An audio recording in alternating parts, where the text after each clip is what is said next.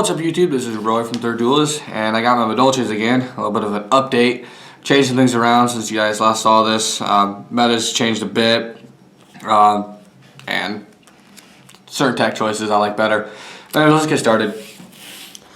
So for the monsters, still run the standard 3 Mew, 3 Angeli, 3 Hoot Cake, 3 Messangelido, and then the 2 Mageline. I decided to cut the, I don't know what the other one was. That's how bad it was. I don't really like it too much. Marble Maid, yeah. It was really good for a while, but then it just got really, really slow, and I just hated drawing it. I never saw it when I needed it, and I just got tired of it.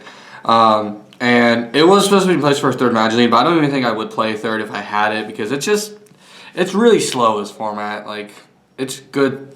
It's good for searching, but like other than that, not really. But that's it for the monsters. On to the spells. Still have the double chateau, double ticket. I'll probably never change this. I've already explained my reasoning on them, so I'm not going to do that again. But 2 of each. Staple, 3 MST. Gotta get rid of that back row. Still the Raigeki, Dark Hole, Snatch Steal, Mind Control. I now have Creature Swap in here too. As I explained before, you only really need the Raigeki and the Snatch Steal, but because Madolches aren't tier and they need to get around some problem cards, especially with Necros and Dark Law and stuff like that, having Raigeki and Dark Hole is pretty nice. I'm okay blowing up my field if I get rid of a Dark Law, so it's pretty nice. And the Creature Swap, I decided to put it in the main because there's so many times I summon Mew and then they Phoenix Chain or Breakthrough, and I'm just like, well, okay. And then I'm like, okay, give you the Mew, I'll take your big monster, and then I'll attack the Mew and then I'll get it back. So it's really, really nice. And then of course Mind Control, it's a worse Snatch Steal, but I can still take level 4s, level 3s, make my stuff. That is it for the spells. On to the traps. Still at Double Palooza. I see myself siding these out in Game 2 and then bringing one back for Game 3. They're really nice Game 1, but other than that, not too much. But I still like them. They're still game-breaking that you still need them. Summoned like 4 monsters off one today. Yeah, today I summoned 4 off of it. It was amazing. And because I still run the Palooza, I run the trap stuns. I decided to cut the wiretaps because everyone's cutting down on traps, which I think is stupid. I really do. But it was just cloggy having 2 wiretaps and 2 trap stuns when nobody's running back row. That really matters as far as traps. But trap stun's still really, really amazing. It still shuts off most things. And I really like it. And of course the synergy with Palooza I've explained before. I still run double Breakthrough and double Fiendish. Monster effects are terrible, especially with Dark Law, the Necros, and all that crazy stuff. I don't want to deal with it. And Phoenix Chain, my monsters are small attack unless I get Chateau with Tiramisu. But even then, it's 2700. It can get run over by quite a few things. And so I still like both. I added in 2D prisons. I put these in for the wiretaps because I really don't like battle traps, but I kind of need these. I like these over Mirror Force right now. While Mirror Force is gaining in popularity because, especially if you're running heroes with Dark Law, it's basically a massive banish everything. But I don't know, this has helped a lot. Like, make Tiramisu and then set this, and they don't really expect it, especially from me. But this has saved me so many times in the last couple of days. I really, really like Deep Prison, and so worked out pretty well. I'm glad I decided to put those in. And then of course, Staple, Warning, Pulse, Bottomless, and Torrential. Shout out to Joey for letting me borrow his Compulse. I just tried away my shiny one. I troll mole in here for a while, but I'm going to try to get another Compulse. But anyways, that is it for the main. Still 40. For the extra, still got the double Tiramisu and the double of air and the 1 Invoker to get her out. I've already explained my reasoning on these. These are staple in my opinion. Still the Nightmare Shark and the Fortune Tune and the Downer to go over them. Won so many games because of Nightmare, and Fortune Tune's just really good, especially in time. Downer's overall pretty good because you can put it over your Leviair and your Invoker and have a bigger body. And Piercing Air is pretty good too. You can win a few times with that too. On to the staple 4s. We have Castell, best rank 4. 101, arguably second best. Slightly worse Castell. Slightly worse Castell. And then I decided to bump Dweller up because I got both of these out of the Secret Forces. I pulled one and traded the other one. But I really like Dweller. I feel like it's going to be pretty good, especially with Shadow Mist having an effect in Grave.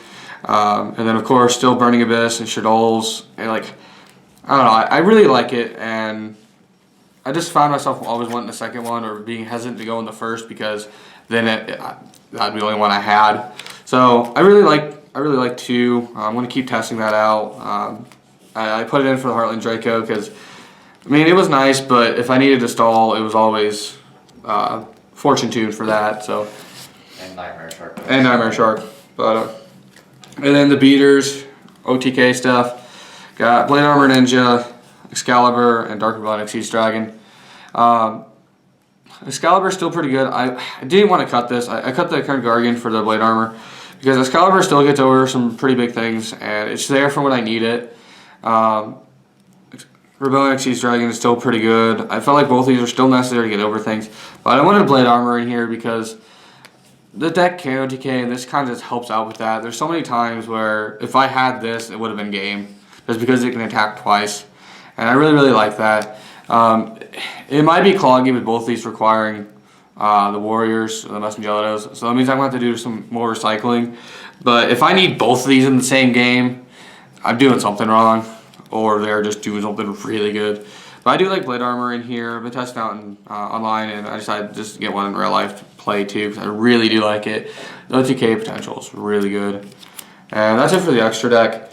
Normally I don't do sides, but I'm just going to show a little bit of the side, just my personal opinion, what you should play if you decide to play Madolches like this. Because the way I play, you have to have a side deck. I know some people don't have side decks, but like we talked about this in our video. We've talked about this before too. But the way I play, you need it. But anyways, staples in every deck of mine is 2 Light Imprisoning, 2 Shadow Imprisoning Mirrors, and 2 Prohibition. These are staples in every deck that isn't light or dark. If it's a light deck, then I put Shadow at 3, dump the lights, and put a 3rd Prohibition, and vice versa for the other. But these just are really good. And Prohibition is just a really good problem solver card. Like, if there's just something you don't like, like an Angeli, or something that you just haven't sided for, this is really good to get around those. And they're really shiny secret rares. So pretty. First ed. First ed, yeah. The third one's not. That's why I don't have it in the side. But anyways, so yeah, these are staples in my opinion for the side, at least for me, because I can't afford the expensive stuff. And then I do side the Wiretap because Tunnel Knights are a thing, and then when they get the Seraphs, they're going to be a bigger thing. And there are still some people out there like me and Joey who still run a ton of traps, and I don't like back row. You guys know that, so I do side the Wiretaps. I'll have you know, I only play 19 drafts in my Tunnel Knights right now. But the rest of the extra deck is just based on side deck. Or a side deck, yeah, whatever. Yeah, I'm tired. It's just based on where you guys are. Though I have picked up one of these finally, Curseal, the Forbidden Spell. Haven't got to use this yet, but this is for heroes, and screw them over with Mass Change. It'd be really nice. Too. Oh yeah, Necros too. But I'm playing against Necros. I don't think anybody's gonna get. David hasn't. He's bad at it. Yeah, Anyway, yeah. we won't get to play against him. I did happen to get Shiny Soul Release. I do like Soul Release. I want to say it's a staple in every deck, but I do like it at Madolches because it screws over pretty much everything right now. And it is shiny. The other one's a crappy common. I'm not going to show you on camera. I'm ashamed of it. Pretend it's shiny. Yeah, pretend it's shiny. Here's the second one. But yeah, there's a whole bunch of things you can play. I like Flying Sea for Stellar Knights, though. I'm kind of starting to not like that too much because it's really only good against them. I don't like giving it to Burning Abyss because it'll synchro with it. It annoys the hell out of me. But, I mean, yeah. But no, that's the update. I'll ask some questions, and if you just came from the deck profile, you can leave. But first of all, I'm gonna ask the obligatory question of the best and worst matchups. Burning Abyss, if there was 4 games in a match, it'd be a little more even. I seem to consistently go 1 and 2 with them. Game 1, they usually wreck me, and then after I sat it out, like all my wiretap traps, because for some reason they don't run back row right now, which is annoying the hell out of me because they're supposed to.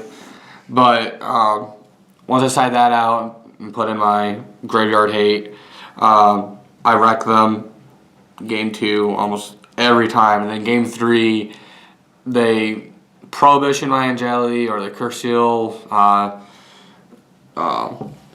Chateau or Ticket or the Raigeki or Snatch Steal, and it just gets really annoying. But it's really fun too because, like, I mean, it's Burning Abyss and this can compete fairly well. It's like back and forth a lot. They just happen to always win the matches because they win game 3. But and then Shadows I'm really good against unless they get something off first. And if they make Winda, it's kind of hard for me to get around that without getting a breakthrough first. Or Fiendish. But if I can get my stuff going first and show off the graveyard with the Dwellers, it's pretty good. I haven't played against any Clees in real life, but on Dev Pro it's usually really bad unless I open Shenanigans. But, I mean, it's Clees. I haven't played against any Necros on Dev Pro, which is surprising me because like you would think everyone wants to be playing it, but no, like I haven't come across any. Brio was $100 and I said, screw it, I'm done. Yeah, but like I haven't seen any. Road decks I'm obviously still pretty good against because, I mean... What about Tellers? So Tellers is slightly less consistent than going against Burning Abyss because Stellar Knights have much more background than I do. And 2 wiretaps and 2 trap suns is not enough. But I'm not going to put in a third of each just for the one deck. But I only play 19 traps, Roy. Yeah, but Stellar Knights are just... Stellar Knights remind me of Madolches, but they're much more consistent because they get everything on summon. And it's just, and like their counter trap is too good. I want one. Like if I could just tribute a Madolche monster, or banish one from graveyard to negate. Madolches Like that's have just a awesome. counter trap. It's nice. terrible. I'll get another one. Anyway, how do you feel about playing the new Xyz, and what would you cut for it if you would play it? I mean, we've talked about this before. I don't really like the card, but there's been instances, like earlier today, where both my Tiramisus were pretty much dead, and I was on the last one, and I just bounced with the last material and went for a game there. But I don't know. See, the Tiramisu is a must. The Leviers and Invokers are a must.